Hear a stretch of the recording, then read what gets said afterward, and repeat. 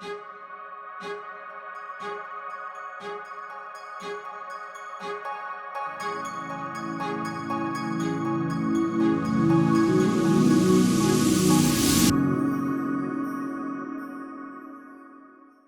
hello and welcome to Kitty Talks. We share inspirational life stories that empower you to create yours. And today I have with me a gentleman who is making a real impact on the planet in the area of relationships.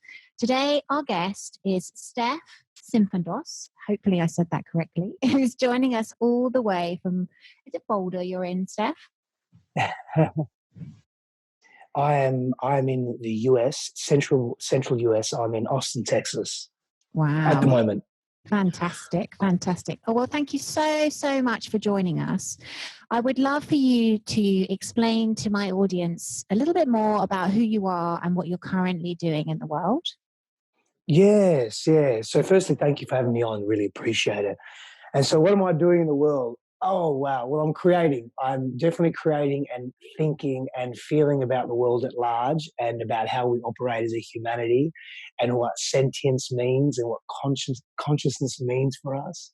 And when I say I'm creating models and frameworks and new ways of being, particularly around conscious relationships, conscious relating, sacred union, masculinity in contemporary times. They're really my focuses, and how we can just optimize our performance as human beings, as individuals, but also as a greater collective. And when I say performance, I'm talking about really actualizing our potential. And what can we really do in this world that can bring out the best of us? And then give that into the world and see that manifest physically, see that come into some form of physical fruition. So that's where I spend most of my time, is thinking about just how to be, not necessarily how to be better, but also how to be more optimal in our behavior, in our thinking, in our feeling, in our interrelating, in the way we interact with ideas and belief systems, and how can we just create the most amazing, abundant life possible? Beautiful. You're absolutely talking my language. Creating an abundant life in alignment with our soul is definitely one of my passions and one of the reasons I'm on this planet. So how does that show up for you? Like, do you do one-to-one work, workshops? What's the kind of physicality of that work? Yeah, so all of the above. So one-on-one work, definitely. Workshops, day retreats, 3-day, 5-day, 7-day immersive retreats or immersive experiences. Online virtual group work as well. Bring people together from all over the world. That's fun. Online programs. So I create programs as well online that people can learn at their own pace, of course. And also speaking from stage, and I'll do that at other people's stages or from my own events as well. So they're generally the modalities at which I'm expressing that knowledge, that wisdom. Cool. And do you tend to work more with the masculine or with men, or do you work with men and women? I work with men and women. In a one-on-one capacity, it's fairly even. If anything, I work with women more on a one-on-one capacity. At the moment, this year particularly, I'm really focused on men in terms of the group work that I'm doing. I have group programs and journeys for women. However, I'm not releasing that until next year. And my fiance Christine and I also teach together, and so we teach in the realm of conscious relationships and optimizing our relationships as well. So we're doing there's a bit of a focus on that this year as well, which is super exciting. And so for me, the group work is largely focused on men at the moment. I have a program called Reclaim Your Kingdom, and that is really focusing on how can men show up in the world today for themselves primarily, step into a healthy version of manhood or masculinity, and how does that relate to who they are and who they are to the world in contemporary times. Yes, and I think we're definitely in new territory, aren't we? We're in new territory for women, and we're in new territory for men, and obviously how we interrelate with one another, because we're now in a beautiful period of time where we're having these amazing conscious relationships, but it's kind of new territory to everybody. So by the sounds of things, you and Christina definitely leading the Mm. charge in that conversation. Yeah, thank you. Yeah, well, it's something that we're deeply inspired by and passionate about. And to be honest, it's something that we aim to we live that every day in terms of how we relate to each other, how we relate to ourselves when we're relating to each other, when we're in conversation, communication, whether it be non-verbal or verbal. What's important to us in relationship, how we share our visions for life, our personal visions and our shared visions, our ethos and ideologies and beliefs around not only around relationships and how to optimize relationships, but importantly, how to just be with each other and be with ourselves in being with each other. That's a new thing as well, not only for Christine and I. And I think, I mean, obviously we haven't been together for 30, 40 years, but I think the artistry in that is being able to continue to redefine or be in a state of acceptance or be in flow and flux with that when you're in relationship consistently. So we're consistently looking at our relationship and asking either implicitly or explicitly, is this exactly where we want to be? Can we refine? Can we redefine? Can we optimize? Can we improve? Do we need to really do much right now? And to be honest, most of the time we're deeply, deeply content. There's this rich knowing that where we are is exactly where we need to be. And then when we hit trouble, when we hit challenge and difficulty, if we're having a bad day, if we're experiencing stress or anxiety, being really mindful and present to, okay, how are we showing up under pressure to each other and to ourselves? Are we reverting back to old patterns of potentially negative self-talk? Are we lashing out on the significant other because it's easier to project? Or can we actually have a more calm conversation and express from a place of love as opposed to expressing from a place of pain, fear, or tension? And so working with that, and sometimes there's an internal struggle and tug of war on a daily basis, but being attentive to that is the key. That's what is really evolving for us. That's what really helps us grow. Beautiful, beautiful. And one of the things we love to do here on Kitty Talks is, I truly believe, Steph, that everybody has a gift that they can bring to the world to make the world a better place. And when we lean into that, not only do we get this beautiful sense of fulfillment, but we shine our light much brighter and we make a bigger impact on the planet. And what we love to do with the interviews that we do here is just understand your journey a little bit more, because for our listeners, the work that you're doing is incredible. But how on earth did you transition into the work you're doing today? So I'd love to know a little bit about your story. Like, I had a look on your website, but actually I'm really curious to know, like, how have you transitioned into your work?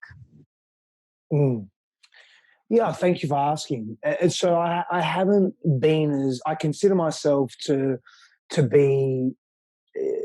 be clear with where I am in my life right now.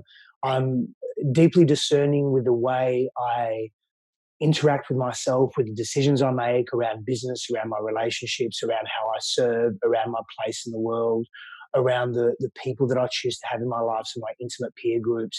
I wasn't really always like that. And I used to be more blasé and more confused and erratic in my decision making and how I saw the world. And for me, I truly was a product of my environment. I truly was an unchecked product of my environment. So what I mean by that is, as a child, obviously, we, I and we, as children, we really just absorb what we observe in the world and in our environment, especially our immediate, especially in our immediate environment. And so for me, my family environment growing up was volatile.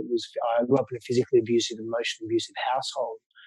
And so there was a great deal of disconnection to myself. And what I mean by that, I didn't really know who I was because I never had the opportunity to be me, because most of the time, if I was to be me, I would be ostracized or rejected for that, or I'd be abused for that in some capacity. And so I would hide.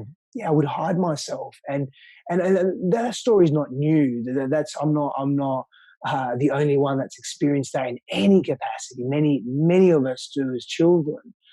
And so we experience that unhealthy, unsafe environment.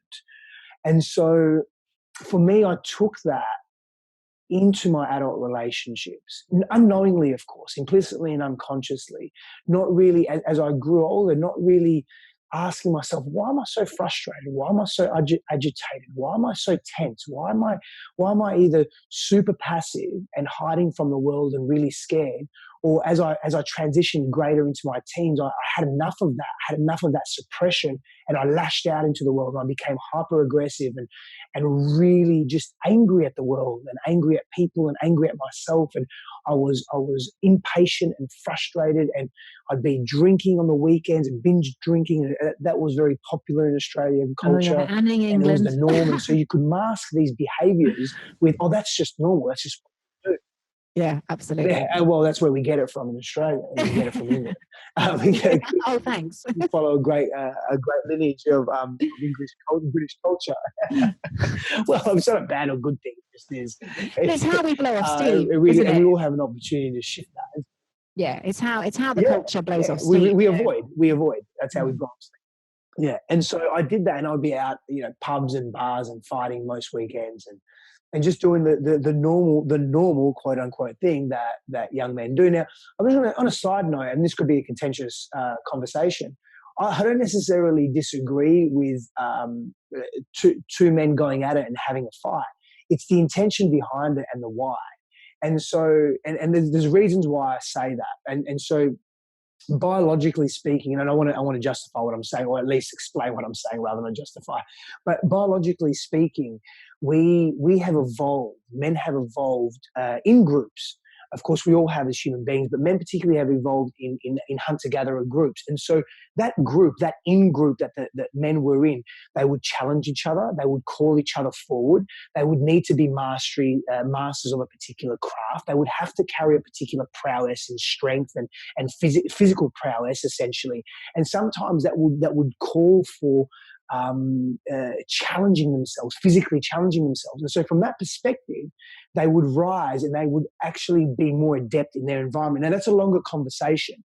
But what that's transformed to and transmuted to in today's culture is unhealthy because it's completely unconscious. There's no real intention, clear intention behind it. There's no it's not really based in how can we thrive as opposed to just only survive. It's really just based in ego. It's based in wounding and pain and fear. And so what we're looking for as men in today's culture when we're going out and drinking and we're in avoidance and we're isolating ourselves is proving to the ego that we still carry a prowess and a strength in order to tell ourselves that we're not damaged, that we're psychologically healthy. And the reality is that so many of us are not. Of course, there are psychologically healthy people and emotionally literate people in the world. The reality is that the vast majority of us aren't. And so I hope that gives some context to that. Yeah. But I would go out and I would be fighting. I would be in my intimate. Go on, sorry. Well, there's a lag. That's why I was speaking. No problem. I was just going to, because that is so typical in many cultures. I suppose I'm interested. Like, what was your wake up call from that? Like, what was the pivotal moment that made you look at that unconscious behavior? Well, I kept going from intimate relationship to intimate relationship, and from business to business. My businesses were burn, build, and my intimate relationships were much the same. And I was really just replicating what I was familiar with in terms of, hey, I grew up in a volatile environment. Well, I better replicate that as an adult because that's what's familiar, and familiarity is safe. And so for me, I was unfaithful in my relationships. I was dishonest in my relationships. I was continuously wanting to be in an intimate relationship, but also not wanting to be in an intimate relationship. And the culture, again, was infidelity was the norm. And so I justified my behavior in that way. And also I was moving away from the real fears that I had around commitment and around freedom and around knowing myself and around being real and exposed and raw. And because I was emotionally literate to some degree, I was able to still communicate and express myself and mask a lot of that. And I wasn't really being real. And so for me, the pivotal moment back then, a number of years ago, was when one of my intimate relationships really became unraveled. My businesses at that time weren't doing well at all. I was just pouring money into them and they weren't being successful. And I was blaming everything and everyone but me. And when she found out that I was being unfaithful in extreme ways, it was a massive wake-up call for me, because I looked at my life and I thought, wow, what am I actually doing? What How am I did being? I It all get came here? to the surface. It all came to light. It was on paper, black and white. How did I get here? And what am I really doing? Why am I in a relationship when I'm cheating so much? And this is not healthy. This is not healthy. And so I made a decision then to go really deep. I committed to myself, probably for the first time ever, in such a profound way. And I said to myself, no matter what happens, no matter what I experience, no matter where I go, if I end up in a mental asylum or I end up dead, or I'm going all in on this, because I don't want to keep living like this. Because I started thinking about my life and started thinking about how erratic my life was, how painful my life was, how yucky my life was, how unsafe it was, how volatile it was. I'm like, what am I doing? Now, at that point, I didn't get that the connection between the childhood. Yeah, I had to go deep into that. I engaged in therapists, counselors, spiritual guides, spiritual healing, my own autonomous solitude. And I was very purposeful in that. I wanted to be on my own a great deal, to work, to be self-reliant, because I was asking, what does it mean to be a man? Really, what does it mean to be a man? And part of that answer for me was, I need to learn to be more self-reliant. I need to learn to be autonomous and lead myself through the world in such a way that I can be grateful for and proud of, and in integrity. There's no bullshit. There's no, I'm thinking, feeling something, and I'm projecting and behaving in a completely different way in the world. I was so out of integrity. And so that was a catalyst for me to go really deep into myself. And I'm happy I did, because it really did completely transform me. And it was a long journey. I was years. And what I learned about myself, and I was able to leverage all my years of psychological training and philosophical training that I had, formal training that I had, and other brain, mind, and heart modalities as well, mind, body modalities. And I started to leverage all the actual knowledge that I had and began to embody it. And then I became wiser in myself, because I was practicing not only what I was preaching, but what I believed to be true. And I experimented. I experimented hard. I created new versions of myself continuously. I built an ego, burnt the ego, built the ego. So I did what I was doing before, but in a more conscious and aware way, until I was able to find a homeostatic self. And it was in that space that my whole life changed, in terms of how I related to others, in terms of what I gave to others, and how I received and gave love was healthier. I was really in a far more beautiful place. Can you expand on that for me? When you say a homeostatic self, can you explain that further for our audience and for me? Yeah, absolutely. I wasn't so erratic in my own self-talk. I actually knew what I wanted, and I wasn't confused. And so I could clearly say, I don't want to be in a relationship right now. It's not for me. I just want to be with myself. I just want to focus on serving in my business in the world, and serving in an authentic, integral way. I want to learn more about my past.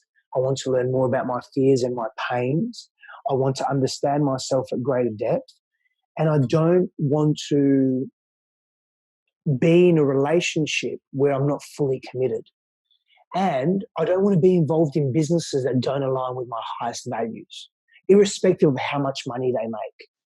So I started asking questions about business opportunities that came to me, because I was well connected. I am well connected in Australia, so to speak, and it's all over the world. I mean, it's not well connected. I mean, it's an arbitrary term. Am I more well connected than you, or someone down the road, or I don't know. But either way, I would have opportunities of business come to me, either for investment or for participation, or for advice, whatever it may be. And I became more discerning about what I involved myself in. It wasn't just about, hey, quick fix or quick money-making scheme or get rich quick. It was more about, how can I build legacy and wealth, and how can I create an optimal version of myself into everything that I give, in my friendships, in my business, in my intimate relationships, in how I relate to myself, in all of that. And so coming from that place, I felt more balanced. I didn't feel stressed. I didn't feel anxiety. I didn't feel that I was not connected to my truth. I felt that I was really acting in my truth. And that for me was really powerful. And I think it's so powerful, Steph, because I think what you beautifully and just eloquently described is your journey to your authentic self. And I truly believe all of us are here to evolve and actually be true to ourselves and be the highest and best version of ourselves. But before we can do that, like you described, you had to take off the conditioning that you'd been given, and you were covering up the sort of pain, and your world was reflecting what was going on inside. But once we reconnect to who we are and our true authentic selves, then our world externally will start to mirror the work that we've done. So I think it sounds like an absolutely beautiful journey. And of course, by the sounds of things now, all of that hard work has paid off, because, you're in a very authentic, loving relationship. So talk me through how that came into your life. Oh yeah, and so for me, I often reflect on that, and I think to myself, because this is for people out there that ask themselves, is there hope for inner transformation? There absolutely is. That old saying, "Oh, a leopard never changes his spots." Firstly, it's interesting that we use the analogy here as well. But, leopards do change their spots when they're aware of their spots, and then they have a capacity to change those spots. It's not that we're just given something and that's all there is. And so when we're willing to do the work and we're willing to observe ourselves, that we can transform and we can shift, and it does require effort. That is one of the principles of transformation: effort, willingness, observation, acceptance, patience, presence to what's unraveling. And so I had to relearn all of these virtues and these characters, not only as a man but as a human being, and really then apply them and change my neural patterning. And I engage in neuro-empowerment practice as well. I was in Miami, and I underwent an extensive protocol for neuro-empowerment. I was rewiring my brain. As part of some of the work that I did, I went really deep into this. And so, to answer your question, to go back to that, when I reflect on Christine, and I reflect on my life, and I reflect on the quality of the woman that I have by my side, I'm like, fuck, wow, I really have done the work. I really am in a place of authenticity and integrity. And I say that because I spent so many years not being that. And so sometimes the monkey mind comes through and says, hey, what's going on? Where are we? What's happening? I feel unstable here. And so just relax. We got this. It's actually okay. It's more than okay. And it's not that I fight demons every day. Not at all. At one point I was, yes, definitely. And now, not at all. It's just that voice comes up and says, oh, interesting. Life is really magnificent. Life is, just look at the people in your life. Look at the relationships. Look at the service, the business, the opportunities as compared to before. Look at the woman by your side that adores you and loves you and cares for you. I'm putting words in her mouth, but I'm sure she'd agree. And that feels connected to you and that sees you for who you are. And that holds you and that is your biggest cheerleader and supports you in every capacity. And I'm like, well, that's a quality human being in the world. And she's choosing me, and I'm choosing her. So there's great revelation and insight just in that acknowledgement itself. And so, and I know there are people out there that I work with people on a day-to-day basis that suffer so much around who they are and how they show up in the world and their worthiness. And so firstly look to yourself. Always be your own source of inspiration. That's what I've found has worked for me, because I was always giving my power away. So the moment I took my power back and started taking responsibility and ownership, which is a key principle for me. Yeah, thank you. Is a key principle for me in sovereign leadership and conscious or healthy masculinity in contemporary times. The moment I took ownership and responsibility for all of my actions, good, bad, and ugly, was the moment I re-empowered myself to take action to change if I really wanted to, or elicit deeper transformations within. And that's when I started attracting greater levels of wealth and greater levels of quality human beings in my life. And the current relationships that I did have became richer and of greater value. And I was introduced to Christine, and we were introduced by mutual friends, and so much had to happen. So we've tracked back all the events, or not all, but as many as possible, of the events that had to happen for us to meet. Because, and that's with everyone. We're not super unique in that space. But it was amazing because so many things had to happen for us to really, it was so serendipitous for us to meet and connect. It was beautiful. And so when we look back at that, we're like, wow, we acknowledge that, we see that, we embrace that, and we value that, and we fortify the value of that experience by acknowledging it. And so everyone has the capacity to do that. Everyone has the opportunity to do that. And that is deep, deep gratitude.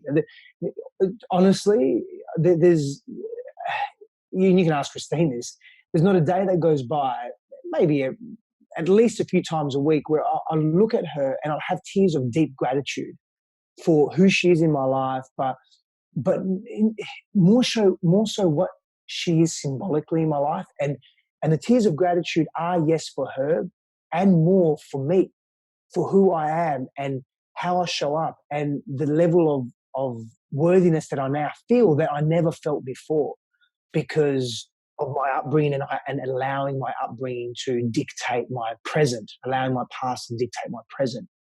And so now that gratitude that I have is truly profound in terms of just what I have access to within myself and outside of myself as well. So what advice would you have for our listener? Like, I consider myself very blessed too. I have met and I've married the love of my life.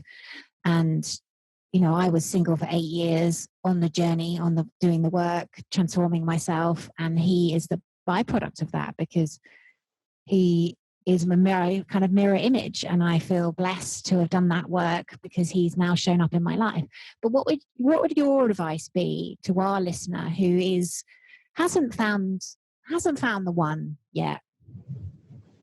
Always, my guidance in circumstances like this is always, firstly, get really clear on why you want to be in a partnership.